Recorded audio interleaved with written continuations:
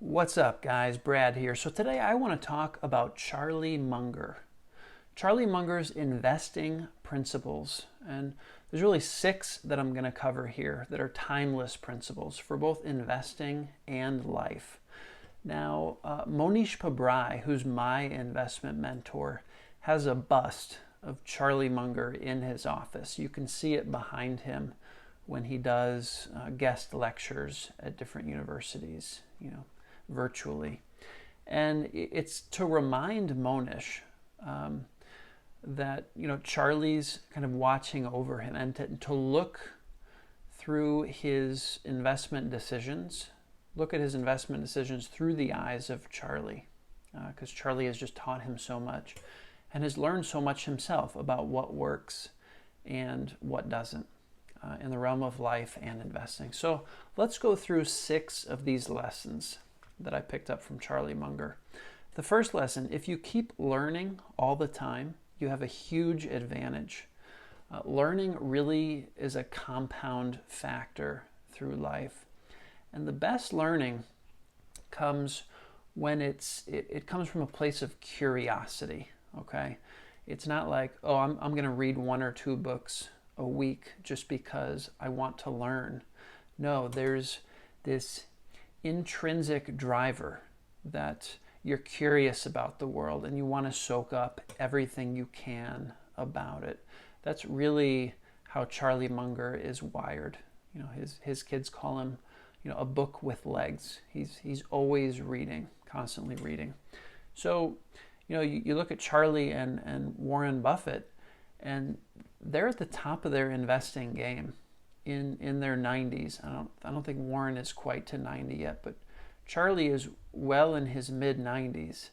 And he's at the prime of his investment game because you get all these decades of learning that have kind of compounded, that have created the investor that he is today.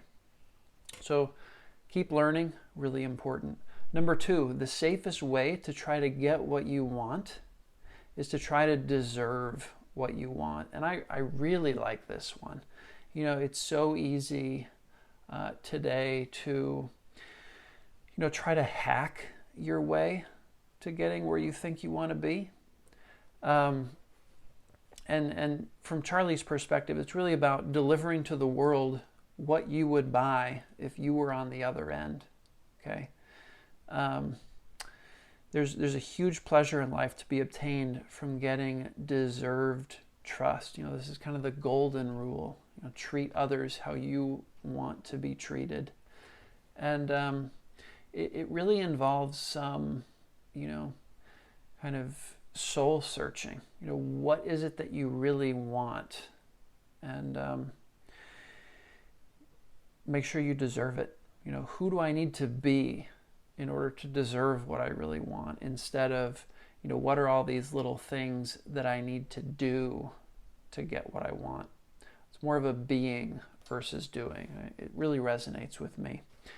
Number 3, so Charlie was asked, why do a couple guys in Omaha do so much better than all these powerful minds and great institutions on Wall Street? And he says, we know the edge of our competency better than other people do. It's not a competency if you don't know what the edge of it is. Okay, it's the whole concept of circle of competence. Stay within your circle of competence. So if you go outside, you're asking for trouble. And then Warren Buffett mentions he'd rather deal with a guy who has an IQ of 130, an IQ of 130 but thinks it's 125, than dealing with a guy who has an IQ of 180 but thinks it's 200, okay? And there's a lesson here in humility as well.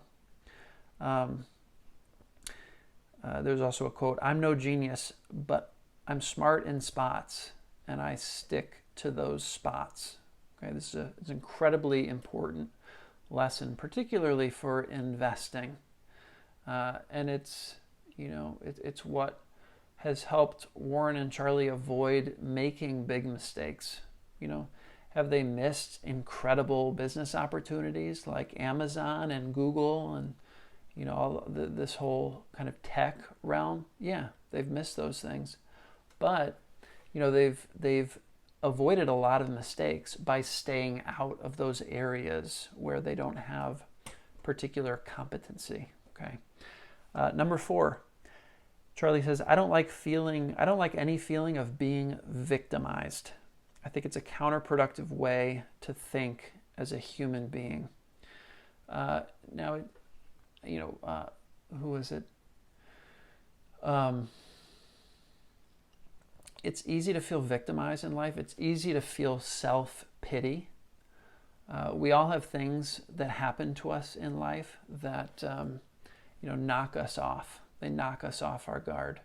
They sneak up on us. And it's really about how we respond to those things. Tony Robbins talks a lot about that, how life is 10% about what happens to us and 90% how we respond to what happens to us. So, life hands each and every one of us terrible blows, unfair blows. Some people recover and other people really don't recover. They kind of go down that spiral of self-pity. Every missed chance in life is an opportunity to behave well and to learn something.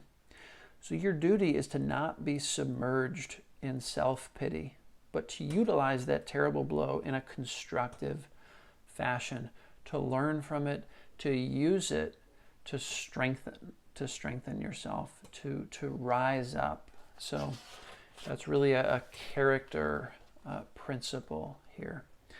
Number 5, so this is really about investing, this particular one. We have to deal in things that we're capable of understanding.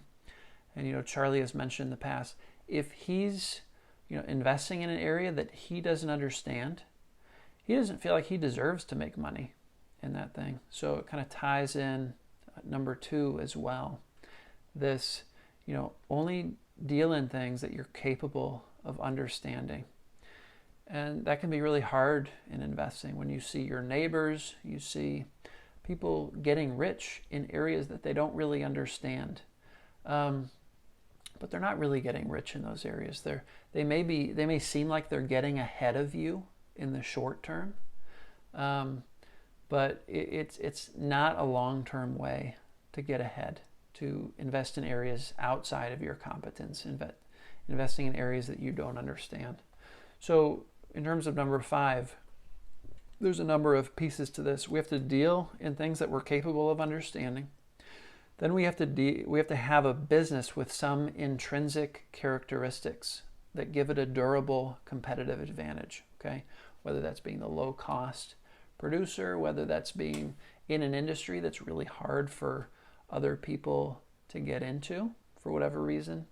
It's got to have a durable competitive advantage. Capitalism is brutal.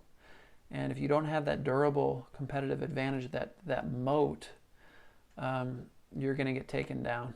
And it's going to be a tough business to do well in over the long term. So that's the second piece of this one, a business with a durable competitive advantage. Then we would vastly prefer a management in place with a lot of integrity and talent. Okay, you gotta have both integrity and talent. Finally, no matter how wonderful a business is, it's not worth an infinite price. Okay, we must have a price that provides a margin of safety. We live in an uncertain world. Okay, and when we buy in at a price that provides a margin of safety, things can unfold in ways that we can't predict, and we can still do well with this investment if we have a margin of safety. So the last one, number 6. Warren and I have not made our way in life by making successful macroeconomic predictions and betting on those conclusions. Okay, they don't make macro bets. Our system is to swim as competently as we can. And sometimes the tide will be with us, and sometimes it will be against us. But by and large, we don't much bother with trying to predict the tides because we plan to play the game for a long time. There's so much wisdom in this last one. So much of what Charlie and Warren do to be successful is to focus on what they can know. Okay, this is on an individual business level. It's not trying to predict interest rates. It's not trying to predict who's going to win what election. It's not so many of these macro factors. Warren and Charlie really see as unpredictable, and so they don't make investment bets based on those outcomes because they don't have any advantage in trying to predict those things. So they focus on what's knowable, which is understanding individual businesses and the management of those businesses, the economic trajectory of those businesses. Take Tesla, for example. Tesla may prove out to be an incredible investment for people who are owners of Tesla.